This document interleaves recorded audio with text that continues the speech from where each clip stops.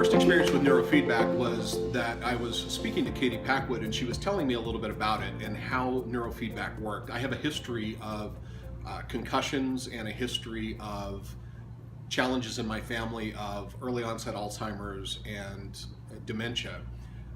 As I turned 50 years old, I had started to see more incidences where it was taking longer and longer in that little gap to get something from my brain to my tongue. That was the first thing I noticed. And I'd been having my concussion studies done for a while to make sure that my brain was still functioning properly.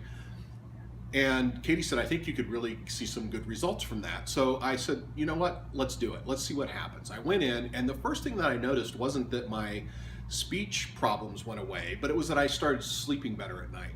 I immediately went from sleeping 2 or 3 hours and waking up for a longer period of time to sleeping almost all night, 6-7 hours in a row within 2 or 3 treatments, which was stunning to me because I've never slept that well for that long.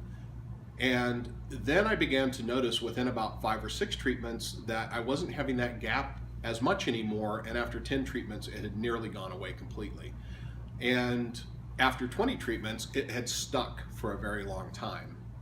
So I've been able to have much more access to the kind of speaking. I'm a professional speaker by trade, so it's really tough when you're on stage in front of 10,000 people and all of a sudden you can't get the word in your brain out of your mouth, but you know what it is and you're having that internal dialogue about what's going on here.